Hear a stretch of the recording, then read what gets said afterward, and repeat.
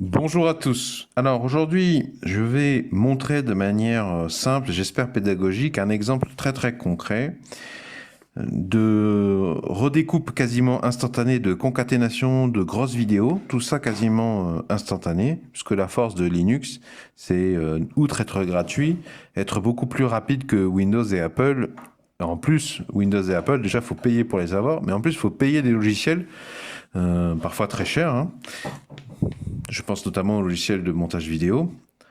Et en plus, ils sont très chers et ils sont très très longs. Et donc, je vais vous montrer quelque chose dont plein d'entre vous, vous n'avez pas connaissance. Un truc qui n'existe quasiment que sur Linux et qui permet de faire du montage vidéo. Et je pense notamment au contexte qui est, eh bien, par exemple, je pense aux streamers, les streamers Twitch, les streamers YouTube. Euh, je pense à tous ceux qui font du live et donc des grosses émissions, puisque tout de suite, dès qu'on improvise une interview en live ou du just talking, just chatting, on se retrouve avec des grosses vidéos. Et puis de manière générale, n'importe qui maintenant, avec la démocratisation des smartphones, n'importe qui peut laisser son smartphone filmer pendant un certain temps. Et des fois, ça donne quand même des contenus assez intéressants. Alors, je vous donne l'exemple, mon exemple. Chez moi, j'avais un problème d'évacuation PVC, si vous voulez. J'avais mon évier de cuisine avec le tuyau qui, à un moment donné, remontait vers le haut, alors que comme il s'agit d'évacuer de l'eau, on est censé toujours descendre. Donc ça remontait, ça faisait ça, et ça redescendait vers l'évacuation principale. Bon. Et donc j'ai dû opérer de manière à modifier ça en ça, et faire un truc plus comme ça. Voilà. Bon, je m'éternise pas là-dessus.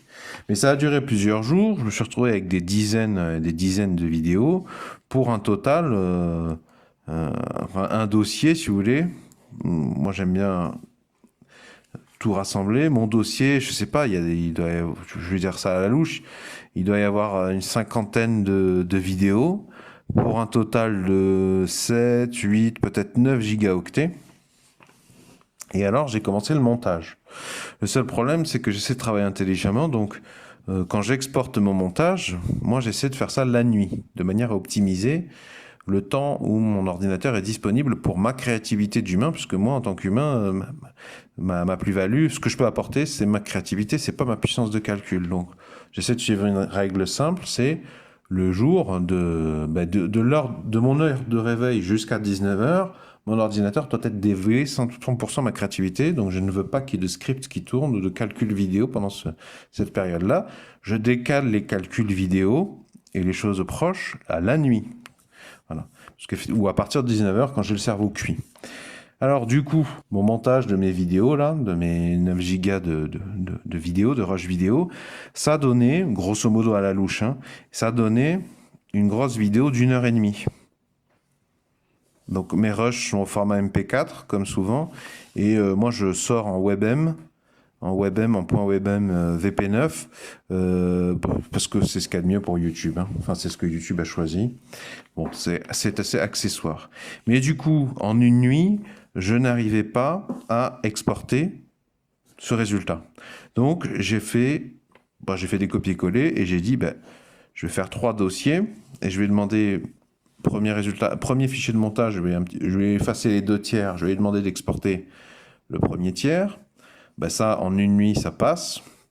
Le deuxième dossier, je vais enlever ce que j'aime, le premier tiers, le dernier tiers, je vais demander d'exporter le deuxième tiers. Ça, par exemple, à l'échelle d'une nuit, c'était possible. Ça, en une nuit, c'était pas fini. Donc, du coup, arrivé le matin, j'arrivais à 80%, mais il restait encore des heures pour terminer les 20%. Donc, tout était perdu, si vous voulez. Le calcul toute une nuit. Or, travailler comme ça, au bout de, je sais pas, 3 heures, vous avez fini cette partie. C'est fini. C'est sauvegardé, entre guillemets. Ça peut plus être perdu. Une fois que pendant la même nuit, il va faire ça et celui-là, il va être arrêté à 80% de la fin, c'est pas grave, puisque la nuit suivante, vous ne demanderez pas l'exécution du premier script, puisque ça sera déjà fait. Donc, il aura le temps de faire ça et peut-être même finir le deuxième ou de finir à 80% du deuxième, ce sera pas grave. La troisième nuit, vous relancerez la deuxième partie. Bon, donc je me retrouve avec des vidéos de 30 minutes, logiquement, hein, à peu près, hein. Mais ce sont des vidéos qui sont quand même assez lourdes, hein, parce qu'on parle quand même de 1920 fois 1080. en 30 fps. Donc c'est pas de la 4K, hein, c'est sûr. C'est pas particulièrement ma résolution, pas particulièrement impressionnante pour 2023. Enfin, n'empêche que les fichiers vidéo sont gros. Alors comme c'est sur ma chaîne YouTube, ce que j'ai fait, parce que l'effet de série est intéressant sur YouTube, c'est intéressant de développer une continuité entre les épisodes. C'est pas obligatoire, hein, mais voilà. Vous avez remarqué que moi, pour ma chaîne YouTube, si je sors une vidéo d'1h30, ben, j'ai une vidéo pour un jour.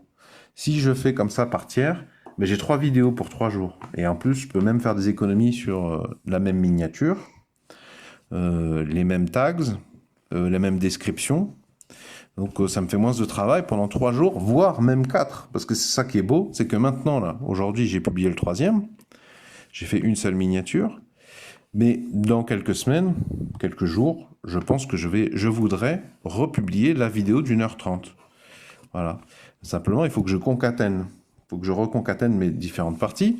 Le problème, c'est que mes 3 parties, là, je vous ai dit, moi, j'ai publié tous les jours. Donc, le premier jour, j'ai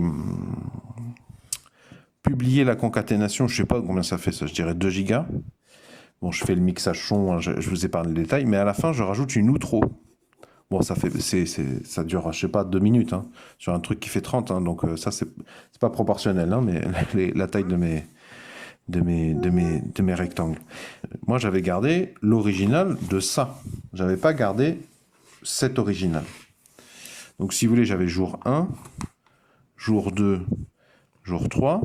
Jour 2, ben, même histoire, hein. J'ai la deuxième partie plus l'outro, et cette outro et celle-là, c'est les mêmes. Je dis à chaque fois, est-ce que vous pouvez mettre un pouce vers le haut, s'il vous plaît? Je vous mets les références des outils dans la description sous la vidéo. Je vous propose de vous abonner. Rond, rectangle, carré. Rond, abonné. Rectangle, les épisodes précédents sur la même thématique. Et carré, c'est pour recevoir par mail les futurs épisodes. Voilà, caricaturalement. Et 3e épisode, même chose. La partie 3, qui fait 30 minutes, plus encore le truc. Mais comme c'est des fichiers gros, quand même, là on parle de moyens individuels, je suis auto-entrepreneur, hein. Donc je peux pas faire n'importe quoi avec les tailles des fichiers, il faut quand même que je sois vigilant. Et en plus, voilà, j'ai déjà un fichier de rush qui fait 9 gigas, et j'en ai plein des projets vidéo comme ça, hein. Moi, si je veux, sans problème, je vous filme 9 gigas de données tous les jours, hein. Donc il faut que je fasse attention. Mais alors, moi maintenant, je voudrais faire ma grosse vidéo. Mais ma grosse vidéo, c'est que ça et que ça. Il faut que j'enlève ça. Alors, la méthode Brutas, la méthode Windows, j'ai envie de dire, ça serait d'ouvrir un nouveau logiciel, un nouveau projet de montage. Moi, j'utilise le logiciel gratuit libre Kdenlive, qui est assez similaire à tous les autres logiciels, hein. C'est assez comparable avec enfin, pour ce qui est des grands axes, avec même des logiciels payants à 1 000 € de l'an, hein. Vous avez une ligne temporelle avec au moins un canal vidéo et au moins un canal audio. Donc la solution de la Brutas, ce serait importer ce fichier-là, tac, ce fichier-là, tac, ici, et ce fichier-là, tac, ici. Et après, de venir avec ma souris, de perdre bien du temps à chercher la frame exacte où commence l'outro. Ça serait pas très intéressant. Pourquoi ?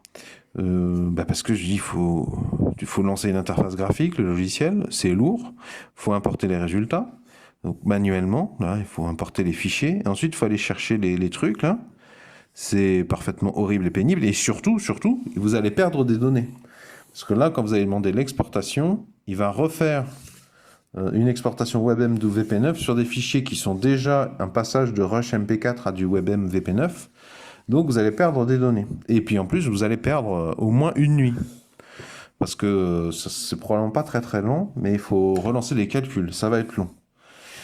Donc ce qui existe sur Linux, et je pense que ça mérite d'être partagé, c'est une autre manière de faire, donc en langage bash, directement dans le terminal. Je voulais terminal, c'est une fenêtre qui permet mais c'est une fenêtre qui est calibrée pour parler de manière assez simple à la machine, dans un langage qu'elle comprend très bien, mais qui est très facilement compréhensible pour un humain. Ça n'a rien à voir avec le code assembleur, par exemple. Et c'est même beaucoup plus simple que le Python, par exemple. Même plus simple que du MATLAB ou d'autres logiciels, ou du Java ou d'autres logiciels payants pourtant. Alors, donc, ce que je vous propose, c'est de vous montrer comment on fait ça en Bash, sachant que je vais garder ici, là, sur ce troisième segment, la fin. Puisque c'est la fin commune aux 3, je veux simplement enlever ici, enlever là, et concaténer le tout, et vous allez voir, c'est quasiment instantané, tandis que là, là, il y en a pour au minimum 1 heure de montage d'exportation, 1 heure où votre ordinateur est pas disponible. Et puis en plus, ça, c'est une solution plutôt payante hein, pour la plupart d'entre nous. Si vous utilisez Kdenlive ou un logiciel gratuit, ça va. Mais moi, ce que je vais vous montrer, c'est instantané et c'est gratuit. Et si vous connaissez des streamers, que vous voulez les aider, je vous invite à leur parler de cet outil, parce que ça, c'est vraiment un outil imbattable en termes de rapidité, de rapport qualité-prix. Et les streamers, surtout quand ils débutent, ils n'ont pas beaucoup de moyens. Et ça, typiquement, ce sont des outils qui leur permettent de manipuler des gros lives instantanément, de rajouter des trucs ou d'enlever des trucs à des moments qu'ils le jugent opportuns. Passons maintenant à la partie tutoriel sur l'ordinateur. Donc nous voici sur l'ordinateur. Vous avez 3 fichiers ici qui nous intéressent. La première partie que j'ai renommée a.webm, la deuxième partie que j'ai renommée b.webm et c.webm. Donc ces 3 fichiers webm, alors que mes rushs de vidéo sont mp4, mais ça j'ai déjà expliqué pourquoi dans la première partie de la vidéo. Donc je vous montre la première étape, ça va être de prendre la première et la deuxième partie, qui font à peu près une demi-heure toutes les deux. Hein. Donc, alors pour être exact, je vais vous donner. La première partie dure 29 minutes 53 secondes. La deuxième partie 29 minutes 42 secondes. La troisième partie 25 minutes 27 secondes. J'ai un script qui me permet d'obtenir ce résultat. La durée de la plupart des fichiers qui sont dans un dossier. Si ça vous intéresse, je vous le mets dans la description sous la vidéo, ce script. Mais voilà les dates que j'ai récupérées en fait dans le fichier de montage, dans les fichiers de montage logiciel Kdenlive, donc un fichier qui termine par .kdenlive, j'avais les dates, je peux facilement trouver les dates exactes de début et de fin, puisque je vous rappelle que de A.webm, B.webm, je dois raboter la fin, puisque la fin est un message de générique de sortie, un message d'outro. Je préfère générique de sortie parce que outro c'est plutôt anglophone, et je veux l'enlever parce que sinon il va être 3 fois dans ma vidéo. Je veux juste qu'il soit à la fin de ma vidéo globale, de ma grosse vidéo d'1 h 30, et il est déjà à la fin de c.webm, donc je n'y touche pas. Donc sur Linux, en fait, on va faire ça avec juste une ligne. Là. Cette ligne dit je fais appel à la fonction ffmpeg ou paquet ffmpeg, bon voilà, c'est un point de détail. -i a.webm, ça dit quel est le fichier en entrée sur lequel je veux travailler. Ensuite -ss0000, ça veut dire parce que je vais lui dire que je veux que tu coupes simplement, je veux juste que tu coupes, il n'y a pas plus de calcul que ça à faire. Donc il faut que je lui dise à partir de quand et jusqu'à quand, donc depuis le début, donc -ss000. Tout en anglais c'est jusqu'à, donc tout, et ben vous retrouvez là la date qui est ici. Simplement j'ai juste eu à rajouter le point pour des questions de formalisme, je sais pas pourquoi, avec ffmpeg il y a ce chiffre là, enfin la séparation entre ces deux valeurs c'est un point, alors que c'est 2 points juste avant, et dans Kdenlive c'était 2 points. Bon, ça coûte pas très cher à modifier, c'est pas très compliqué. Et ensuite, ça c'est des options qui veulent dire que tu copies strictement, tu me perds un minimum de données. Et là donc on met le fichier de sortie, donc a2.webm. Donc a2.mm, ça va être la partie de a.m de 00, enfin du tout début jusqu'à 29 minutes 54 secondes précisément. Donc c'est ça qui est important. Vous avez juste à modifier avec le nom de votre fichier de départ et le nom de fichier de cette sortie. Bon, pour faciliter, moi en général, je renomme temporairement mon fichier de départ, hein, parce que c'est plus simple, plus c'est court, mieux c'est, pour faire tenir ça de manière à ce que ce soit visible pour un humain. Alors, je vais vous montrer le temps d'exécution de la commande. Hein. Juste avant, je rappelle que donc la vidéo de départ fait 2 gigaoctets, et elle fait quasiment une demi-heure. Donc vous allez constater avec moi la rapidité d'exécution. Et je rappelle qu'il n'y a aucune perte de données, hein. Vous ne touchez pas la qualité du truc. Donc cette partie et cette partie, c'est complètement facultatif, c'est juste des parties qui permettent de voir combien de temps ça a pris. Donc dans le dossier où il y a mes fichiers, clic droit, ouvrir dans un terminal, CTRL-ALT-V, je copie, parce que là je lance pas un script pour faire de la pédagogie, je lance un petit peu ligne par ligne, entrée, voilà, il est en train de raboter.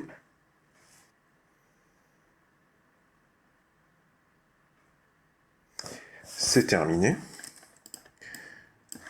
Donc vous avez vu, c'était rapide, hein. Voilà, donc lui il a dit 38 secondes apparemment. Ça a commencé à 16h36, 14 secondes. Et on avait commencé à 16h35, 36 secondes. Donc voilà, littéralement 38 secondes. Je vous rappelle, hein, pour les utilisateurs de Linux, là on vient de couper sans perte de données, en une seule ligne, hein, une vidéo de départ qui fait un peu plus d'une demi-heure. 32 minutes 16. Et on vient de générer la vidéo qui fait 29 minutes 54 secondes, sans aucune perte de données. Donc je vais vous remontrer pour BWebM. 32 minutes 05 secondes, 2,4 gigas au départ. Donc c'est aussi une relativement grosse vidéo quand même. Cette fois-ci, c'est légèrement différent, la commande de cœur, puisque bon, là ça change pas tellement les dates, c'est le même principe, mais le fichier d'entrée c'est B et le fichier de sortie c'est B2. Petite précision, si vous voulez couper plutôt en partant de 29 minutes 43 secondes et demander à ce que ça prenne de 29 minutes 43 secondes jusqu'à la fin, eh bien ça va plutôt ressembler à ça. Vous mettez votre date de début et vous supprimez moins tout. Quand vous supprimez moins tout, FFmpeg comprend que vous voulez dire jusqu'à la fin. Donc, on va recalculer. Hop. Donc ça, là, on a déjà généré A2, que je vais concaténer ensuite avec les restes. Donc là, je vais raboter B. Donc, je refais, clic droit, ouvrir dans un terminal, CTRL-ALT-V pour ces petites informations supplémentaires. Je lance le cœur de la commande. Vous voyez, vous avez la date ici, là, ça vous dit où est-ce qu'il en est là. C'est 29 minutes 09 secondes là, par exemple, ici. Bon, c'est terminé. Hop.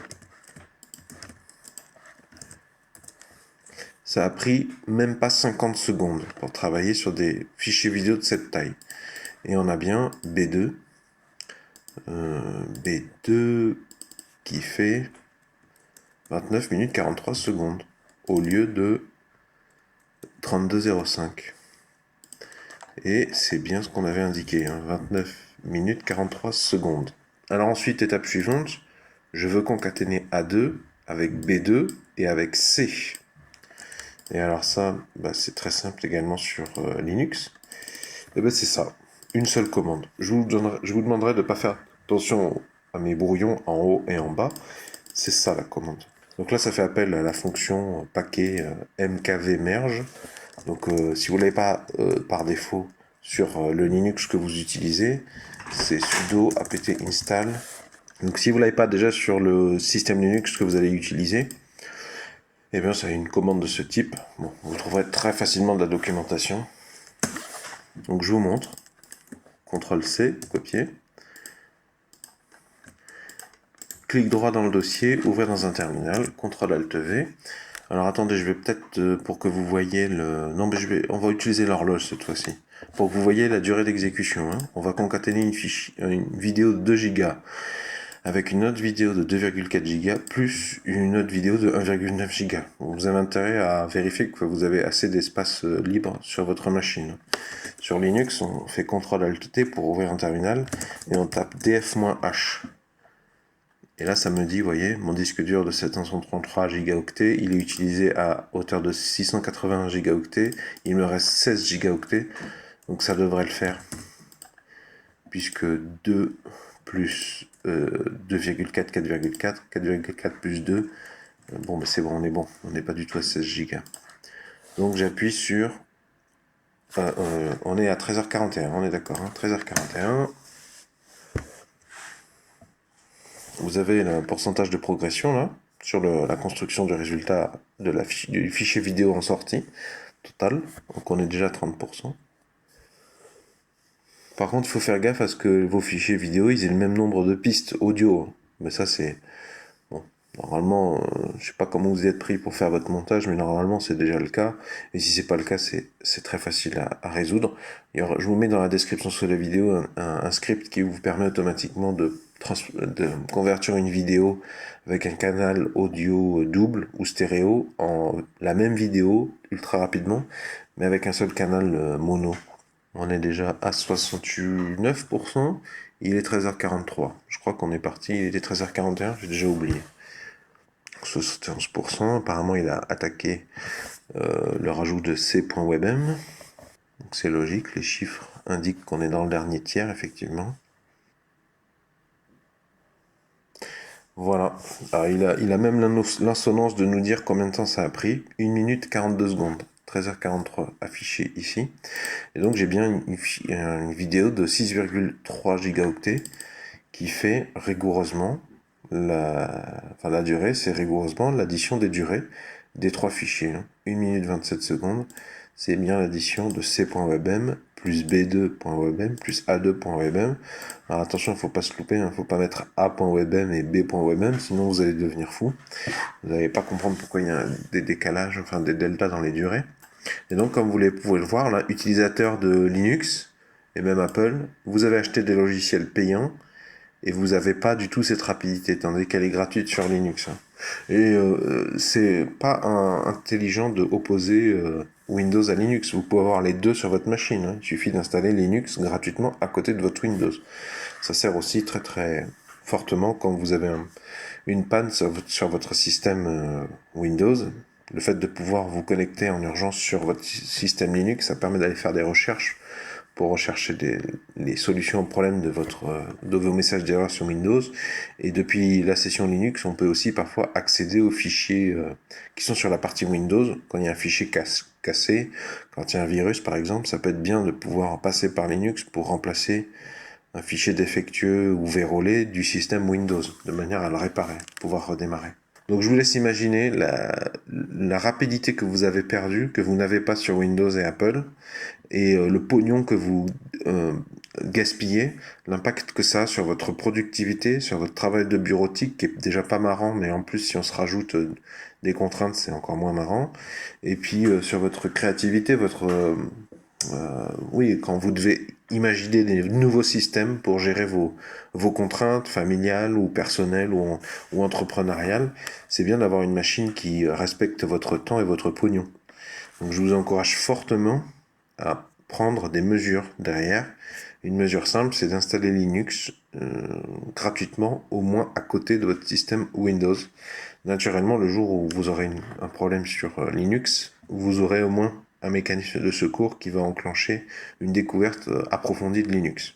Vous trouverez dans la description sous la vidéo tout un autre tas d'explications, de tutoriels sur comment faire du travail de bureautique ou de créativité de montage vidéo sur Linux gratuitement et ultra rapidement. J'espère que ces informations que j'ai essayé de détailler de manière pédagogique vous seront utiles pour vous sortir de la situation dans laquelle vous êtes. Si vous appréciez ma démarche de partage de solutions, pouvez-vous mettre un pouce vers le haut, s'il vous plaît, pouvez-vous mettre un j'aime. Vont s'afficher à l'écran un rond ainsi qu'un rectangle. Le rond, je vous invite à cliquer dessus pour vous abonner à la présente chaîne YouTube. Le rectangle, je vous invite à cliquer dessus puisque ça vous emmènera vers toutes les vidéos passées en rapport avec la même thématique. Si la présente vidéo vous a intéressé, peut présenter de l'intérêt pour vous faire gagner du temps, de la productivité ou réaliser des tâches plus librement, plus rapidement, il y a fort à parier que les autres épisodes précédents vous concernent également. Enfin, dans la description sous la vidéo, je propose, pour ceux qui veulent me soutenir, une alternative aux publicités YouTube. Je propose quelque chose d'un petit peu original, à destination des personnes qui veulent créer une activité d'auto-entrepreneur ou qui veulent carrément créer une entreprise ou qui veulent rediriger la barre de leur entreprise parce que ça ne va pas très bien financièrement, en commençant une entreprise intégralement en utilisant des systèmes Linux qui sont gratuits, très intéressant pour votre trésorerie, votre durabilité dans le temps. Pour les personnes qui veulent peut-être sauver leur entreprise et qui se rendent compte du pognon dingue qu'ils ont gaspillé dans des systèmes Windows ou Apple, je vous propose, pour ceux qui veulent me soutenir, un produit, cette annonce que vous trouverez dans la description sous la vidéo. C'est un lot de tous les codes, notamment Bash ou d'astuces complémentaires, que j'ai trouvé depuis que j'utilise Linux Ubuntu, c'est-à-dire pendant que je faisais ma thèse de doctorat, en 2012 à peu près, j'ai commencé. Donc c'est un ensemble de 10 années environ de scripts, d'outils de productivité. C'est vraiment très tourné vers la bureautique, des tâches concrètes, travailler des PDF, il y a un peu de montage vidéo, il y a aussi du mixage son, et c'est un ensemble que je vais continuer à alimenter. Il y a déjà un sacré paquet de scripts, il y a déjà énormément de petits outils qui peuvent vous faire gagner beaucoup de temps. Donc ce que je vous propose, que vous ne trouverez pas sur ma chaîne YouTube, c'est un concentré avec des explications dans un même dossier, dans une même archive que je peux vous envoyer. Ça vous fera gagner énormément de temps parce que si vous devez chercher sur Internet, d'autant que j'ai eu plusieurs chaînes YouTube séparées, l'ensemble des scripts que j'ai déjà proposés, déjà vous aurez des versions antérieures, pas mises à jour, et puis c'est un petit peu la croix à la bannière pour tout recouper. Là, je vous enverrai tout d'un coup, vous aurez tout au même endroit pour pouvoir travailler au redressement de votre entreprise ou au gain de temps de votre productivité si vous êtes seul, pour pouvoir avoir une activité qui roule en diminuant toujours plus possible la quantité de temps que ça vous demande. Pensez aussi à vos enfants, ça peut être une bonne manière de les éduquer à un informatique plus complet, plus holistique que la tendance qu'ont les organismes, les institutions, à les plonger dans Windows et à jamais les en faire sortir de manière à ce qu'ils sont incapables de décorréler informatique et Windows. Je suis prêt à parier que certains d'entre vous achèteront ce produit simplement pour me soutenir à la base. Eh bien, je les en remercie d'avance et ça me fait très plaisir.